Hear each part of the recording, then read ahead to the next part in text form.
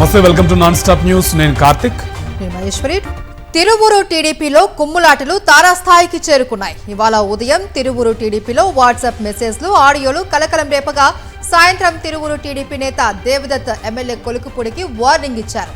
MLA Kolikapudi party పరువు తీస్తున్నాడు అంటూ మండిపడ్డారు. ఇంటికొచ్చి కొడతాను అంటూ ఎమ్మెల్యే కొలుకుపూడిని హెచ్చరించారు దేవదత్. బెల్ట్ షాపులను అడ్డుకోవడానికి కొలుకుపూడి ఎవరు అంటూ ప్రశ్నించారు.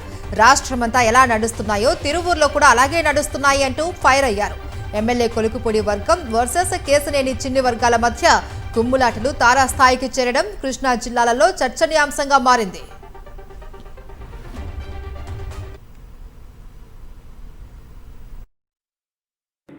నీ చేతగాంతనంతో పార్టీ మీద పోస్టులు పెడితే మొన్న పెట్టావు. ఏంటది? తారాదాని గురించి.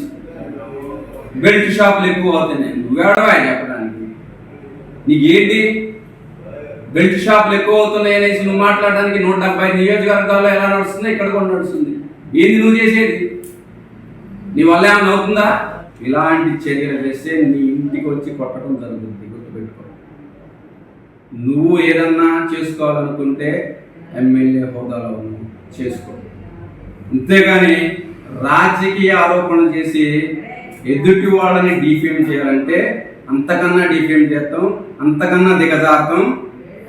ఈరోజు నేను చదువుకున్న చదువు, నేను విదేశాల్లో తిరిగిన సంస్కారం కొన్ని చేయటానికి కాలు ముందుకు వేయట్లా. నీలా దిగజారుతనంగా వచ్చేసి చేయాలనుకుంటే అంతకన్నా ఎక్కువ జరుగుతుంది. ఇప్పుడే హెచ్చరించాను, ఇంటికి వచ్చి తనటం జరుగుతుంది. గుర్తుపెట్టు.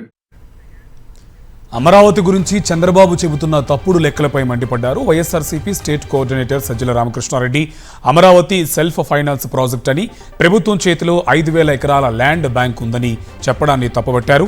ఎకరం 3 కోట్లు కూడా పలకని భూమికి 10 కోట్లు వస్తాయంటూ తప్పుడు ప్రచారం చేస్తున్నారంటూ ఎక్స్లో పోస్ట్ పెట్టారు సజ్జల. ఏ లెక్క ప్రకారం చూసుకున్నా 18,000 కోట్ల విలువ చేసే భూములను 50,000 కోట్లు అని తప్పుడు ప్రచారం చేశారని ఆగ్రహం వ్యక్తం చేశారు. కాకి లెక్కలతో ప్రజల్ని నమ్మించబోయి అడ్డంగా దొరికిపోయిన చంద్రబాబు ఇకనైనా మభ్యపెట్టడం మానుకోవాలని హితవు పలికారు సజ్జల. అమరావతి పేరుతో ఇష్టం వచ్చినట్టు అప్పులు చేస్తున్నారని మండిపడ్డారు సజ్జల రామకృష్ణారెడ్డి. ఇప్పటికే 50,000 కోట్లకు పైగా కాంట్రాక్టులు ఇచ్చారని, సేకరించే భూములతో కలిపితే మొత్తం ఖర్చు 2 లక్షల కోట్లు అవుతాయన్నారు. ఇప్పటి వరకు ఖర్చు పెట్టిందంతా అప్పేనని, ఇకపై పెట్టే ఖర్చు కూడా అప్పేనన్నారు. దానికి వడ్డీ లెక్క వేస్తే సంవత్సరానికి 15,000 నుంచి 20,000 కోట్లు చెల్లించాల్సి వస్తుందన్నారు. రాజధాని పూర్తయ్యే నాటికి వడ్డీ కలిపితేనే 3 నుంచి 4 లక్షల కోట్లు ఖర్చు కాదా అని ప్రశ్నించారు.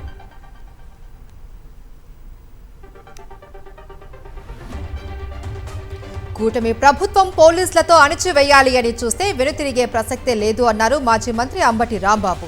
పుత్తూరులోని మాజీ డిప్యూటీ సీఎం నారాయణ స్వామి ఇంటికి వెళ్లిన ఆయనకు వైఎస్ఆర్సీపీ నాయకులు, కాపు నేతలు పెద్ద సంఖ్యలో హాజరై ఘన స్వాగతం పలికారు.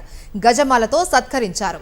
తాను జైల్లో ఉన్న సమయంలో తన కుటుంబానికి అండగా నిలిచిన ప్రతి ఒక్కరికి ధన్యవాదాలు తెలిపారు అంబటి రాంబాబు. 2 ఏళ్లుగా కూటమి ప్రభుత్వం ఖాకీ వ్యవస్థను దారుణంగా వాడుకుంటుందని మండిపడ్డారు. రాష్ట్రంలో సంఘ విద్రోహ శక్తుల్ని అణచవలసినటువంటి పోలీసులు సంఘ విద్రోహ శక్తుల్లాగా వ్యవహరిస్తున్నారు. ఇది చాలా ప్రమాదకరమైంది. చంద్రబాబు నాయుడు గారి నాయకత్వంలో మఫ్టీలో మనుషులు తీసుకెళ్లిపోతున్నారు పోలీసులు. ఈ ధర్మమేనా అని ఈ సందర్భంగా నేను చెప్పదలుచుకున్నా. 18 రోజుల పాటు జైల్లో పెట్టేటటువంటి కార్యక్రమం చేశారు. దానివల్ల వాళ్లే తీవ్రంగా నష్టపోయారు. అన్యాయంగా, అక్రమంగా ఒక నాయకుడిని జైల్లో పెట్టారనేటువంటి భావన రాష్ట్ర వ్యాప్తంగా ఉన్నటువంటి న్యూట్రల్ గా ఆలోచించే ప్రజల్లో కూడా ఆ రకమైన అభిప్రాయం ఏర్పడుతుంది.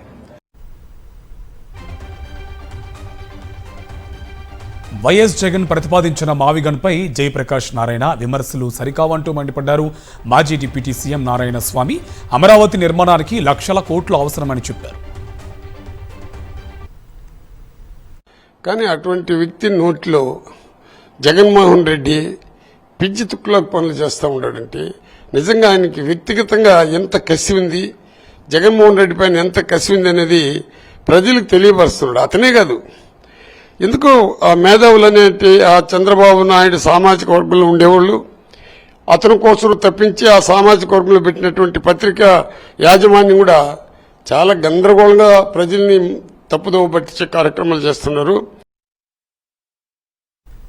అమరావతి రాజధాని పేరుతో 1,00,000 ఎకరాల భూసేకరణ అవసరం లేదు అన్నారు రాయలసీమ విద్యావంతులు, మేధావులు. కర్నూలులో రాయలసీమ విద్యావంతుల వేదిక ఆధ్వర్యంలో రౌండ్ టేబుల్ సమావేశం నిర్వహించారు. కోస్తాంధ్ర రాజధానిగా అమరావతి మారుతుందని మండిపడ్డారు. వెనుకబాడిన రాయలసీమ జిల్లాలను చంద్రబాబు నిర్లక్ష్యం చేసి అభివృద్ధి అంతా కేంద్రీకృతం చేస్తూ ఉన్నారని విమర్శించారు. చంద్రబాబు రాయలసీమకు తీరని అన్యాయం చేస్తూ ఉన్నారని మండిపడ్డారు. అభివృద్ధి అంతా అమరావతికే పరిమితం చేయడాన్ని వ్యతిరేకిస్తున్నాము అన్నారు మేధావులు. సంపద కేంద్రీకృతమైన చోట, పరిపాలన కేంద్రీకృతమైనటువంటి చోట ఇవాళ దాన్నే రాజధానిగా ప్రకటిస్తూ ఒక రియల్ ఎస్టేట్ రాజధానిగా ప్రకటిస్తున్నటువంటి క్రమం మీరంతా కూడా ఇవాళ తెలుగు రాష్ట్రాల్లో ఉన్నటువంటి వాళ్ళందరూ కూడా చూస్తూ ఉన్నారు. 1,00,000 ఎకరాల రాజధాని, మళ్ళీ 1,00,000 ఎకరాల్లో రాజధాని అనేటువంటి ప్రపంచంలో ఎక్కడ కూడా లేదు. నువ్వు 1,00,000 చేస్తావా, 2,00,000 రాజధాని చేస్తావా, అది ఒక విషయం అయితే, రెండోది వచ్చేసి మిగిలిన ప్రాంతాల యొక్క భవిష్యత్తు ఏంటి? రాయలసీమ డెవలప్మెంట్కు కృషి చేస్తే తప్ప, ఫండ్స్ ప్రత్యేకంగా కేటాయిస్తే తప్ప, లేకపోతే మళ్ళీ ప్రత్యేక రాయలసీమ అనే డిమాండ్ వస్తుంది. తెలంగాణకి ఎట్లయితే అన్యాయం జరిగిందో పాలకవర్గాల దృష్టిలో పెట్టుకొని ఇక్కడ అన్ని నదులు ఉన్నాయి కాబట్టి వీటికన్నిటికి కూడా ఆనకట్టలు కట్టి ముఖ్యంగా పంట కాలువలు ఏర్పాటు చేసి పెద్ద ఎత్తున మానవకు సంబంధించినటువంటి డిస్ప్లేస్మెంట్, మైగ్రేషన్ వెళ్ళిపోతున్నారు. మరి ఆ మైగ్రేషన్ వలసలు నివారించాలంటే రాయలసీమ ఎట్లయితే నార్త్ కర్ణాటక ప్రాజెక్టులు కట్టి కర్ణాటకలో డెవలప్ చేశారో ఇక్కడ కూడా నార్త్ కర్ణాటక లాగా ఒక స్వయం ప్రతిపత్తి గల బోర్డును, రాయలసీమ బోర్డును ఇచ్చి దానికి సంవత్సరానికి 1,000 కోట్లు అలాట్మెంట్ ఇవ్వాలి. కూటమి ప్రభుత్వం ఇచ్చిన హామీలను విస్మరించిందన్నారు మాజీ ఎమ్మెల్యే నంబూరి శంకర్రావు.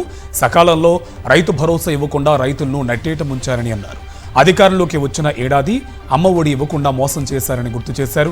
వైఎస్ఆర్సీపీ హయాంలో కట్టిన గ్రామ సచివాలయాలు, రైతు భరోసా కేంద్రాలు, పిహెచ్సిల వద్ద శిలాఫలకాలను పగలగొడుతున్నారని ఆగ్రహం వ్యక్తం చేశారు.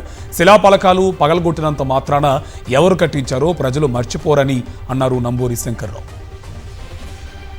సచివాలయాలు, రైతు భరోసాలు, హెల్త్ సెంటర్లు, హాస్పిటల్స్, అన్ని బిల్డింగుల దగ్గర శిలాఫలకాలు పగలగొట్టేశారు. మరి ఎందుకో నాకు అదే అర్థం కాలేదు. ఇంతవరకు శిలాఫలకాలు పగలగొడితే ఏం వస్తావు? ఎవరు కట్టారో ఏందో తెలియదా? జనాలకు తెలియదా? మీరు ఎన్ని అబద్ధాలు ఆడుతున్నారో, మీరు ఇచ్చిన హామీలు ఏంటి, నియోజకవర్గంలో మీరు ఏం చేస్తున్నారో. ఒక్క పెన్షన్ కూడా 2 సంవత్సరాల్లో ఒక్క పెన్షన్, కొత్త పెన్షన్ ఇవ్వలేదు. కొత్త పెన్షన్ మేము ప్రతి నెల అయిపోయిన వాళ్ళు, అర్హులైన వాళ్ళు పెట్టుకునే విధంగా మా జగన్మోహన్ రెడ్డి గారు డిజైన్ చేయడం జరిగింది. రాష్ట్రంలో ఆడపిల్లలకు రక్షణ లేకుండా పోయింది అన్నారు కడప ఎంపీ వైఎస్ అవినాష్ రెడ్డి. 2 ఏళ్ల నుంచి మహిళలపై దాడులు పెరిగిపోయాయన్నారు. గంజాయి, బెల్ట్ షాపులు విచ్చలవిడిగా పెట్టడం వల్లే ఈ పరిస్థితి నెలకొంది అన్నారు. నేరం చెయ్యాలి అంటే భయపడేలా ప్రభుత్వం చర్యలు తీసుకున్నప్పుడే ఇలాంటి దాడులను అరికట్టే అవకాశం ఉంది అన్నారు. ఇటీవల కాజీపేటలో ప్రేమోన్మాది చేతిలో హత్యకు గురైన కీర్తన కుటుంబాన్ని మాజీ ఎమ్మెల్యే శెట్టిపల్లి రఘురామరెడ్డితో కలిసి పరామర్శించారు అవినాష్ రెడ్డి. కీర్తన కుటుంబాన్ని అన్ని విధాలుగా ఆదుకోవాలి అని ప్రభుత్వాన్ని డిమాండ్ చేశారు. కీర్తన కుటుంబానికి అన్ని రకాలుగా న్యాయం చేయాలని చెప్పి ప్రభుత్వాన్ని మేము గట్టిగా డిమాండ్ చేస్తా ఉన్నాం. ఇటీవల కాలంలో రాష్ట్ర వ్యాప్తంగా ఆడబిడ్డల మీద ఇటువంటి దాడులు మితిమీరి మరి పెరుగుతున్న పరిస్థితి మనం చూస్తా ఉన్నాం. ఇంటికొచ్చి గొంతు మీద మరి కత్తితో దాడి చేసి చంపడం అంటే మరి తప్పకుండా ప్రభుత్వం ఈ కుటుంబానికి న్యాయం చేయాలి. ఇటువంటి ఇన్సిడెంట్స్ రిపీటెడ్ గా జరుగుతున్నాయి కాబట్టి సీరియస్ గా ఈ గవర్నమెంట్ తీసుకొని కఠినమైన చర్యలు చేపట్టాలని చెప్పి కూడా గట్టిగా డిమాండ్ చేస్తూ, ఆంధ్రప్రదేశ్లో అధికారం అనుభవిస్తున్న చంద్రబాబు కుటుంబం తెలంగాణలో పెట్టుబడులు పెడుతోందని మండిపడ్డారు మాజీ మంత్రి వెల్లంపల్లి శ్రీనివాస్, మాజీ MLA Malladi Vishnu. Ice cream unit నిర్మాణంలో భాగస్వామ్యమైన భీమా ఇన్ఫ్రా కంపెనీకి అమరావతి జీఏడీ టవర్స్ నిర్మాణం అప్పగించి భారీ అవినీతికి పాల్పడ్డారని ఆరోపించారు. మీకు అనేక కంపెనీలు విపరీతంగా ఆంధ్ర రాష్ట్రానికి వచ్చేస్తున్నాయని చెప్పని డబ్బాలు చెప్తారు తప్ప తన సొంత కంపెనీ అయిన హెరిటేజ్ని ఆంధ్ర రాష్ట్రంలో, అది కూడా ముఖ్యంగా అమరావతిలో ఎందుకు మీరు పెట్టట్లేదు? హైదరాబాద్లో మన హెరిటేజ్కి నిర్మాణ సంస్థ అయిన భీమా ఇన్ఫ్రా వీరికి ఇక్కడ జీఏడీ టవర్స్ ఇచ్చినందుకు హెరిటేజ్కి బనాజాగా అక్కడ ప్లాంట్ నిర్మించే విధంగా వీళ్ళకి అండర్స్టాండింగ్స్ అనేది ఈరోజు రాష్ట్ర ప్రజలందరూ కూడా అనుకున్న పరిస్థితి.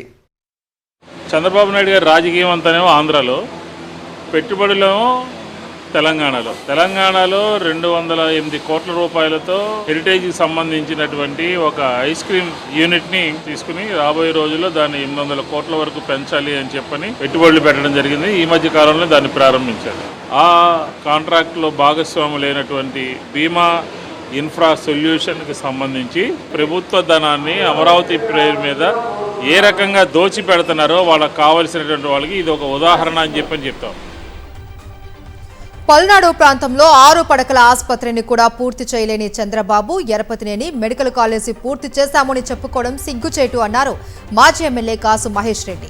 5 ఏళ్ల మెడికల్ కాలేజీ గురించి ప్రైవేటీకరణ గురించి మాట్లాడని ఎంపీ కృష్ణదేవరాయలు ఉత్తర ప్రగల్భాలు పలుకుతూ ఉన్నారని మండిపడ్డారు.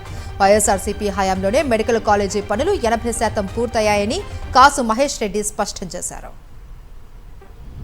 6 పడకల ప్రాథమిక ఆరోగ్య కేంద్రం కూడా పూర్తి చేయలేకపోయారు. 40-50 లక్షలు చేసే 6 పడకల ప్రాథమిక ఆరోగ్య కేంద్రం 17 సంవత్సరాల్లో వాళ్ళు నిర్మించింది అది. అసలు వాస్తవంగా ఈ చెరువు రేపు నీళ్లు పెట్టాలి.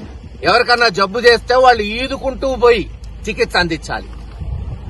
6 పడకల హాస్పిటల్ కట్టలేని చంద్రబాబు నాయుడు గారు, ఎరపతినేని శ్రీనివాసరావు గారు మెడికల్ కాలేజీ కడతారంట. ఇది వాళ్ళు చెప్పేది. రాష్ట్రంలో జగన్మోహన్ రెడ్డి గారు బాంచే తాట తీస్తా ఎవడైనా లంచాలిచ్చి మెడికల్ కాలేజ్ కొనుక్కుంటా అంటే ఒక్కడు రాలా టెండర్కి. చివరికి వెనక్కి తగ్గారు. సీఎం చంద్రబాబు ప్రవేశపెట్టిన E3 పథకం అంటే ఎర్న్, ఈట్ అండ్ ఎలెక్ట్ అన్నారు సిపిఎం రాష్ట్ర కార్యదర్శి శ్రీనివాసరావు. సంపాదించుకోండి, తినండి, పదవులు పొందండి అని టీడీపీ కార్యకర్తలకు పిలుపునిస్తున్నారన్నారు. P4 పేరుతో పేదరిక నిర్మూలనను అడ్రస్ లేకుండా చేసిన చంద్రబాబు ప్రజల్ని మోసం చేశారన్నారు. ఇప్పుడు టీడీపీ కార్యకర్తలను కూడా మోసం చేసేందుకే ఈ E3 స్కీమ్ తీసుకువచ్చారన్నారు శ్రీనివాసరావు. అలాగే ముఖ్యమంత్రి నిన్న E3 అనే ఒక పథకం ప్రవేశపెట్టాడు. P4 పోయింది, P3 పోయింది, పేదరిక నిర్మూలన అడ్రస్ లేకుండా పోయింది. ఇప్పుడు E3 పెట్టాడంటే E3 అంటే ఎర్న్, ఈట్ అండ్ ఎలక్ట్. సంపాదించుకోండి, తినండి, పదవులు పొందండి. ప్రజలను గాలికి వదిలేసి ఇప్పుడు కార్యకర్తలను సంతృప్తిపరిచే పనిలో చంద్రబాబు నాయుడు గారు పడ్డారు. ఎక్కడి నుంచి ఎక్కడికి వచ్చారో దీన్ని బట్టి అర్థమవుతుంది. అది కూడా తెలుగుదేశం కార్యకర్తలకు రావు. కొద్దిమందికే కార్యకర్తల పేరుతో పైన కొద్దిమంది మేసేస్తారు, కార్యకర్తలని గాలికి వదిలేస్తారు. జనాన్ని మోసం చేయడం అయిపోయింది. ఇక జనం తెలుగుదేశం కార్యకర్తలు మోసం చేయడం ప్రారంభించారు. అమరావతి ఔటర్ రింగ్ రోడ్డు వల్ల భూమిని కోల్పోతున్న గుంటూరు జిల్లా వట్టిచెరుకూరు మండలం రైతులు ఆందోళన నిర్వహించారు. పుల్లడిగుంట హైవే మీద భూమి కోల్పోతున్న అన్నదాతలు నిరసన చేపట్టారు.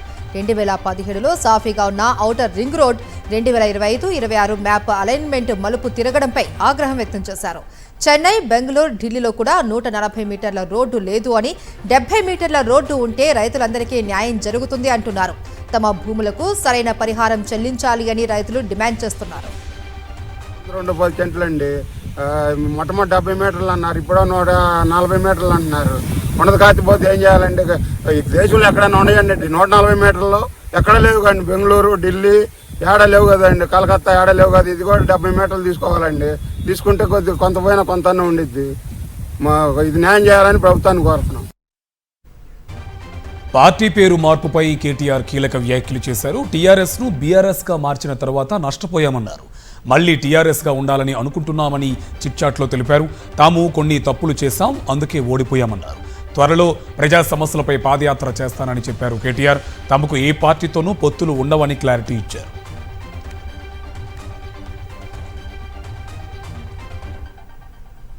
తెలంగాణలో దోచుకో దాచుకో స్కీమ్ నడుస్తుంది అని ఆరోపించారు బీఆర్ఎస్ వర్కింగ్ ప్రెసిడెంట్ కేటీఆర్. 3 నెలల్లో పిల్లలు పుట్టరు అన్న రేవంత్ రెడ్డిని 30 నెలలైనా హామీలు అమలు చేయకపోతే ఏమని పిలవాలి అని ప్రశ్నించారు. రాష్ట్రంలో ఆర్ఆర్ ట్యాక్స్ వసూలు చేస్తూ ఉన్నారని సాక్షాత్తు ప్రధాని నరేంద్ర మోదీ ఆరోపించారు అన్నారు. 2 ఏళ్లైనా ఎందుకు విచారణకు ఆదేశించలేదు అని ప్రశ్నించారు. కాంగ్రెస్, బీజేపీ రెండూ చీకటి దోస్తులు అని ఒకరిని ఒకరు కాపాడుకుంటూ ఉన్నారని మండిపడ్డారు కేటీఆర్. మంచిర్యాల జిల్లా బీఆర్ఎస్ కార్యకర్తల సమావేశంలో ఈ వ్యాఖ్యలు చేశారు బీఆర్ఎస్ వర్కింగ్ ప్రెసిడెంట్. 3 నెలల పిల్లలు పుట్టారంటున్న ముఖ్యమంత్రి గారు 30 నెలలు అవుతుంది. మరి ఇప్పుడు పిల్లలు పుట్టకపోతే నీకేం పేరు పెట్టాలి, నేనేమని పిలవాలని చెప్పి నేను అడుగుతా ఉన్నా. ముఖ్యమంత్రి లెక్క లేడు, మంత్రి లెక్క లేడు, ఎమ్మెల్యేలు లెక్క లేరు. మొత్తం ఒకటే దుకాణం తెరుచుకొని కూర్చున్నారు.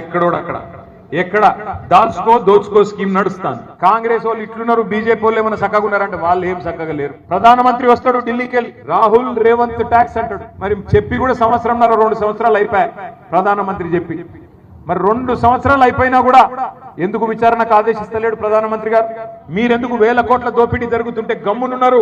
సిబిఐ ఎంక్వైరీ ఏంటి అంటే మేమే బెబ్బెబ్బే, ఇద్దరు దొందే, ఇద్దరు చీకటి దోస్తులు ఒకరినొకరు కాపాడుకుంటా ఉన్నారు. కాళేశ్వరం ఎత్తిపోతుల పథకం ప్రాజెక్టు పరిధిలోని మేడిగడ్డ, అన్నారం, సుందిల్లా పునరుద్ధరణ పనులపై అధికారులతో చర్చించారు మంత్రి ఉత్తమ్ కుమార్ రెడ్డి. ప్రాజెక్టు పనులు వేగవంతంగా పూర్తి చేయాలని అధికారులను ఆదేశించారు. పునరుద్ధరణ పనులు వేగవంతం చేసేందుకు గాను ఉన్నత స్థాయి స్టీరింగ్ కమిటీని తక్షణమే ఏర్పాటు చేయాలని అధికారులకు సూచించారు. విద్యుత్ ఉద్యోగుల జేఏసీ నేతలతో భేటీ అయ్యారు డిప్యూటీ సీఎం భట్టి విక్రమార్క. విద్యుత్ ఉద్యోగుల సమస్యల పరిష్కారానికి సీనియర్ అధికారులతో కమిటీ వేస్తాము అని తెలిపారు. హైదరాబాద్లోని ప్రజాభవన్లో విద్యుత్ ఉద్యోగుల సమస్యలపై చర్చించారు భట్టి విక్రమార్క. డిప్యూటీ సీఎం భట్టి విక్రమార్కకు విజ్ఞాపన పత్రం అందించారు ఉద్యోగులు. బాపట్ల జిల్లా చిన్న పులివర్రలో కూటమి నేతల వేధింపులకు పాల్పడుతున్నారు. సోషల్ మీడియా యాక్టివిస్ట్ తనీష్ను పోలీసులు అక్రమంగా అరెస్ట్ చేశారు. సోషల్ మీడియా యాక్టివిస్ట్ తనీష్ ఇంట్లోకి అర్ధరాత్రి సమయంలో సివిల్ డ్రెస్లో చొరబడ్డ పోలీసులు బలవంతంగా లాక్కు వెళ్లారు. అడ్డుకునేందుకు ప్రయత్నించిన తనీష్ భార్యను దురుసుగా నెట్టివేశారు. లేడీ కానిస్టేబుళ్లను తీసుకువెళ్లకుండా ఎలాంటి నోటీసులు ఇవ్వకుండా అక్రమంగా అరెస్ట్ చేశారు. దీంతో విషయం తెలుసుకున్న వేమూరు నియోజకవర్గ వైఎస్ఆర్సీపీ సమన్వయకర్త బరికోటి అశోక్ బాబు గ్రామస్తులతో కలిసి కొల్లూరు పోలీస్ స్టేషన్ వద్ద ఆందోళనకు దిగారు. దీంతో పోలీసులు దిగవచ్చి తనీష్ను విడుదల చేశారు. అడ్వకేట్ సుబ్బారావుపై పంజాగుట్ట పోలీస్ స్టేషన్లో ఫిర్యాదు చేశారు సింగర్ మంగ్లీ. సుబ్బారావు తనను బెదిరించారు అని, ఆయనపై చర్యలు తీసుకోవాలి అని కంప్లైంట్ చేశారు. 10 లక్షలు ఇవ్వనందుకే తనపై దుష్ప్రచారం చేస్తూ ఉన్నారని ఆరోపించారు మంగ్లీ. ఫేమస్ అయ్యి బిగ్ బాస్ కు వెళ్లేందుకే ఇలాంటి ఆరోపణలు చేస్తూ ఉన్నారని కంటతడి పెట్టుకున్నారు మంగ్లీ. నేను ఒక ఆడపిల్లని దయచేసి చెప్తున్నా, ఇందులో నా ఇన్వాల్వ్మెంట్ ఉంటే మళ్ళీ చెప్తున్నా, మీరు ఏం చేసినా నేను పడ్డానికి సిద్ధం, నేను ఎక్కడికైనా వస్తాను. కానీ అనవసరంగా నన్ను దయచేసి బ్లేమ్ చేయకండి ముందు వెనక తెలుసుకోకుండా. ఇందులో నా ఇన్వాల్వ్మెంట్ 1% కాదు కదా, 0% కూడా లేదు. ఆయన జస్ట్ ఫేమస్ అవ్వడం కోసమే నాతో మాట్లాడాడు కూడా, నువ్వు వస్తేనే నేను మాట్లాడతాను అని చెప్పి. ప్రతి ఒక్కరిని కూడా ఆయన అట్లనే అప్రోచ్ అవుతున్నారు. సెలబ్రిటీస్ని నేను కనుక్కున్నాను కూడా, ప్రతి ఒక్క సెలబ్రిటీ ఇదే చెప్తున్నారు. బిగ్ బాస్ ఫేమ్ విష్ణుప్రియపై విజయవాడ సైబర్ క్రైమ్ పోలీస్ స్టేషన్లో కేసు నమోదైంది. ఇన్స్టాగ్రామ్లో విష్ణుప్రియ అసభ్యకర అర్ధనగ్న ఫోటోలు, వీడియోలు పోస్ట్ చేస్తూ యువత పెడదారి పట్టేలా చేస్తున్నారని ఏఐఎస్ఎఫ్ నేతలు ఫిర్యాదు చేశారు. అసభ్యకర పోస్టులు పెట్టి సబ్స్క్రిప్షన్ పేరుతో డబ్బులు వసూలు చేయడంపై ఫిర్యాదు చేశారు. విష్ణుప్రియ ఇన్స్టా అకౌంట్ను బ్లాక్ చేయాలని ఫిర్యాదులు పేర్కొన్నారు ఏఐఎస్ఎఫ్ నేతలు.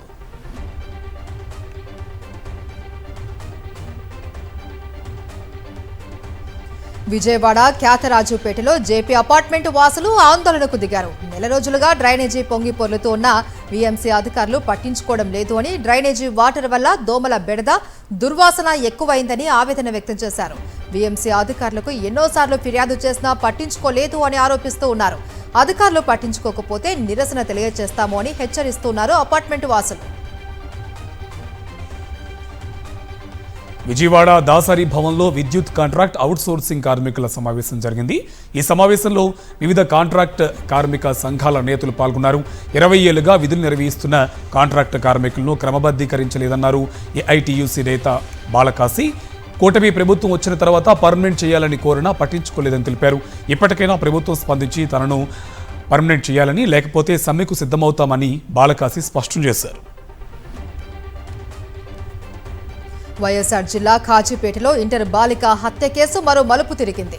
మీడియా ముందుకు వచ్చిన నిందితుడు వెంకటేష్ తల్లి సుజాత కీలక విషయాలను తెలిపింది. తన కొడుకుకు బాలిక కీర్తనకు మధ్య ప్రేమ సంబంధాలు ఉన్నట్లు తెలియదు అని, తన కొడుకు జేబులో ఒక లెటర్ దొరికింది అని వెల్లడించింది. వీరిద్దరి మధ్య ప్రేమ వ్యవహారం ఉంది అని బాలిక తల్లిదండ్రులకు తెలిసినా తనకి ఎప్పుడూ చెప్పలేదు అని పేర్కొంది. హత్య జరిగిన రోజు బయటకు వెళ్లిన కొద్దిసేపటికే ఇంటికి వచ్చిన తన కొడుకు తనను హత్తుకొని ఏడ్చాడు అని చెప్పింది. ఇంతటి ఘోరం చేస్తాడు అని అనుకోవడం లేదు అని, చట్టపరంగా తన కొడుకుని శిక్షించాలి అని, ఎన్కౌంటర్ మాత్రం చేయొద్దు అని తెలిపింది.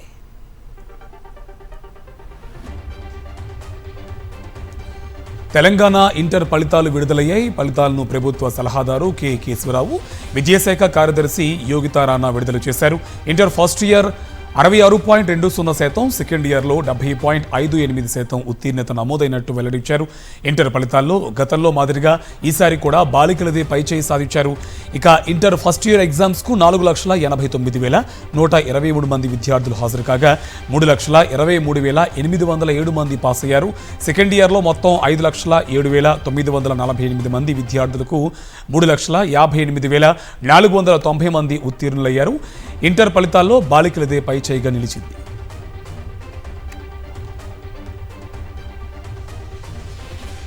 సంగారెడ్డి జిల్లా అమీన్పూర్ మండలం ఐలాపూర్లో హైడ్రా కూల్చివేతలు నిలిచిపోయాయి. అంజీకు చెందిన 6 అంతస్తుల భవనం కూల్చే క్రమంలో పెను ప్రమాదం తప్పింది. భవనం ముందు భాగం కూల్చివేసే క్రమంలో పక్కన ఉన్న భవనంపై శిథిలాలు పడ్డాయి. భవనం స్వల్పంగా దెబ్బతిని పైపు లైన్లు ధ్వంసమయ్యాయి. హైడ్రా అధికారులతో వాగ్వాదానికి దిగారు పక్క అపార్ట్మెంట్ వాసులు. కాంట్రాక్టర్తో మరమ్మతులు చేయిస్తాము అన్న హామీతో ఆందోళన సద్దుమణిగింది. సమస్యలతో విసిగిపోయిన మెదక్ ప్రభుత్వ నర్సింగ్ కాలేజీ స్టూడెంట్స్ రోడ్డెక్కి ఆందోళన చేపట్టారు. తమకు 5,000 స్టైఫండ్ రావాల్సి ఉండగా సకాలంలో రావడం లేదని వాపోయారు. ప్రతి నెల 3,100 రూపాయల చొప్పున చెల్లిస్తున్నామన్నారు. 120 మంది స్టూడెంట్స్కు కేవలం ఒక్క టాయిలెట్ ఉండడంతో తీవ్ర అసౌకర్యానికి గురవుతున్నామని ఆవేదన వ్యక్తం చేశారు.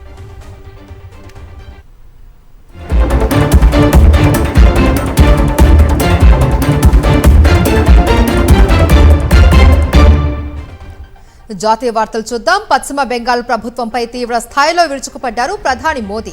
15 ఏళ్లలో టీఎంసీ పనులు కాకుండా అవినీతి మాత్రమే చేసింది అన్నారు. ప్రాంతాలపై వివక్ష చూపిస్తూ మహారాష్ట్ర అభివృద్ధికి బడ్జెట్లో 6,000 కోట్లు కేటాయించిందన్నారు. దీదీ ప్రభుత్వం కారణంగా నార్త్ బెంగాల్ అభివృద్ధిలో వెనుకబడిందని ఆరోపించారు. కేంద్రం పంపించిన నిధులను కూడా సిండికేట్లుగా మారి దోచేశారు అన్నారు మోదీ. తమిళనాట ప్రచారం హోరెత్తుంది. సీఎం ఎంకే స్టాలిన్ పరంకూడిలో మార్నింగ్ వాక్లో భాగంగా ప్రజల్ని కలిశారు. పలువురు ఇళ్లకు వెళ్లి క్షేమ సమాచారాలు అడిగి తెలుసుకున్నారు. ఓ చేనేత కార్మికుడి ఇంటికి వెళ్లి అక్కడ మగ్గం వేశారు. ఆ తర్వాత రామనాథపురంలో ఏర్పాటు చేసిన బహిరంగ సభలో ప్రసంగించారు. ఈ సందర్భంగా బీజేపీపై తీవ్ర స్థాయిలో విమర్శలు గుప్పించారు స్టాలిన్. దేశంలోనే అత్యంత అవినీతి పార్టీ డీఎంకే అని ఆరోపించారు బీజేపీ జాతీయ అధ్యక్షుడు నితిన్ దబిన్. ఇక తమిళనాట అధికారంలోకి వచ్చే ఎన్డీఏ కూటమే అని జోస్యం చెప్పారు. రాష్ట్రంలో అత్యధిక స్థానాలలో విజయం సాధిస్తాము అని తెలిపారు. విరుధునగర్లో జిల్లా సత్తూర్ నియోజకవర్గంలో రోడ్ షో నిర్వహించిన నితిన్ నబీన్ కార్యకర్తలను ఉత్సాహపరిచారు. తమిళనాడులోని కన్యాకుమారిలో ప్రచారం నిర్వహించారు టీవీకి అధినేత నటుడు విజయ్. అకస్మాత్తుగా బహిరంగ సభను వాయిదా వేసుకున్న ఆయన రోడ్ షోకే పరిమితమయ్యారు. ఈ సందర్భంగా తమ పార్టీ అభ్యర్థులను గెలిపించాలని ప్రచారం చేశారు.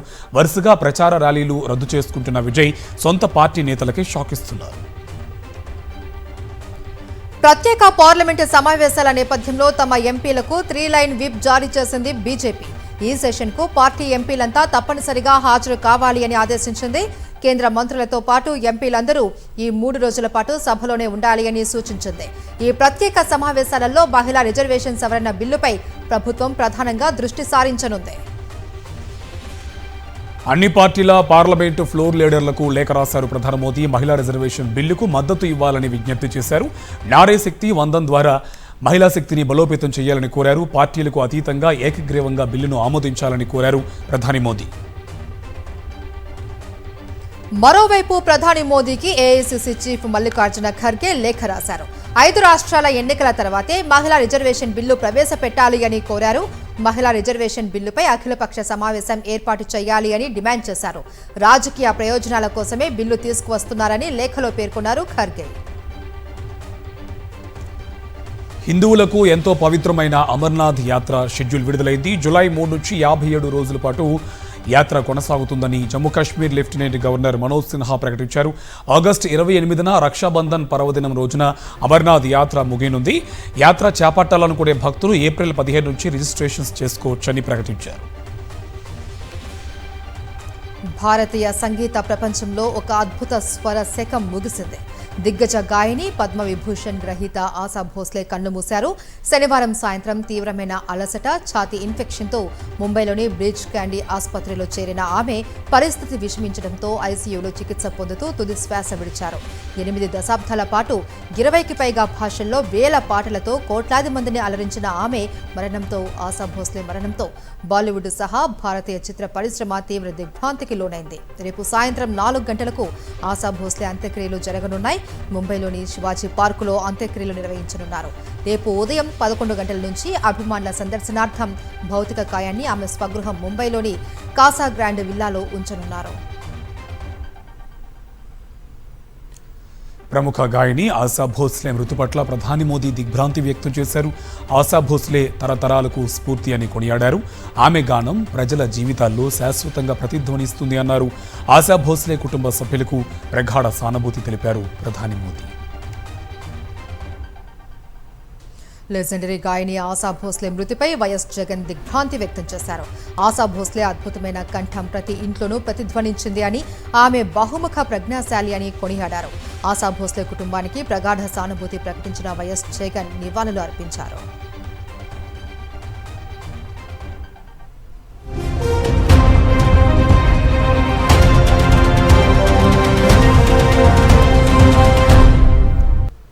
అంతర్జాతీయ వార్తలు చూద్దాం. హర్మూజ్ విషయంలో ఇరాన్కు మరోసారి వార్నింగ్ ఇచ్చారు అమెరికా అధ్యక్షుడు ట్రంప్. ఇరాన్కు టోల్ చెల్లించే షిప్లను అడ్డుకుంటామన్నారు. ఇరాన్కు టోల్ చెల్లిస్తే ఊరుకునేది లేదన్న ట్రంప్ నౌకలు రాకుండా మొత్తం హర్మూజ్ను బ్లాక్ చేస్తామని హెచ్చరించారు. హర్మూజ్ దాటే ఇరాన్ నౌకలను పేల్చేస్తామన్నారు. హర్మూజ్ జలసంధిని వెంటనే తెరవాలని ఇరాన్కు అల్టిమేటం జారీ చేశారు ట్రంప్. అమెరికాతో శాంతి చర్చలు విఫలంపైన ఇరాన్ విదేశాంగ శాఖ స్పందించింది. అమెరికాతో ఎలాంటి ఒప్పందం కుదరలేదు అని పేర్కొంది. అమెరికా మితిమీరిన డిమాండ్ల వల్లే ఒప్పందం కుదరలేదు అని స్పష్టం చేసింది. చర్చల సందర్భంగా వివాదాస్పద అంశాలను అమెరికా లేవనెత్తారు అని, హార్మూజ్ జలసంధి, అణు హక్కుల వంటి వివాదాస్పద అంశాలు ప్రస్తావించారు అని పేర్కొంది ఇరాన్. ఇరాన్తో చర్చలు విఫలమైన తర్వాత అమెరికా ప్రెసిడెంట్ డొనాల్డ్ ట్రంప్ చేసిన ఓ పోస్టు చర్చనీయాంశంగా మారింది.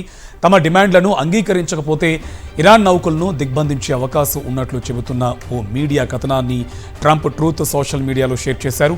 ఈ కథనం ప్రకారం ఇరాన్ నౌకలను అమెరికా నౌకాదళంతో దిగ్బంధిస్తే ఆ దేశ ఆర్థిక వ్యవస్థ పతనం అవుతుంది. వెనిజువేలా మాజీ అధ్యక్షుడు మదురోను నిర్బంధించే ముందు అమెరికా ఇదే వ్యూహం అమలు చేసింది. గ్లోబల్ టెర్రరిజం ఇండెక్స్ 2026లో అగ్రస్థానంలో నిలిచింది పాకిస్తాన్.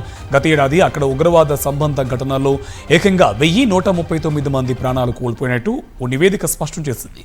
మొరాకోకు చెందిన జర్నలిస్ట్ పరిశోధకురాలు Fatima El Hashimi American thinker అనే ఆన్లైన్ మ్యాగజైన్లో ఈ విషయంపై విశ్లేషించారు. ఉగాండా సైన్యాధిపతి జనరల్ ముహాజీ కైనెరుగాబా అసభ్యకరమైన పోస్టు ప్రపంచవ్యాప్తంగా చర్చనీయాంశంగా మారింది. టర్కీకి తాము అందిస్తున్న సేవలను గాను $1 బిలియన్ నగదు చెల్లించాలి అన్నారు. అలాగే తాను పెళ్లి చేసుకోవడానికి టర్కీ దేశంలోని అత్యంత అందమైన అమ్మాయిని అప్పగించాలి అంటూ పోస్టు పెట్టారు. 30 రోజుల్లోగా తమ డిమాండ్కు అంగీకరించకపోతే తీవ్రమైన దౌత్య పరిణామాలు ఎదుర్కోవాల్సి ఉంటుందని హెచ్చరించారు ముహుజీ.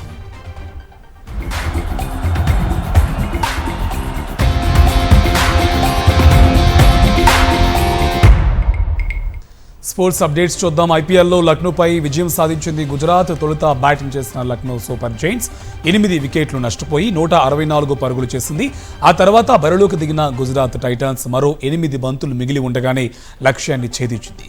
3 వికెట్లు కోల్పోయి 165 పరుగులు చేసింది. 4 వికెట్లు తీసిన Gujarat bowler Prasidh player of the మ్యాచ్గా ఎంపికయ్యాడు.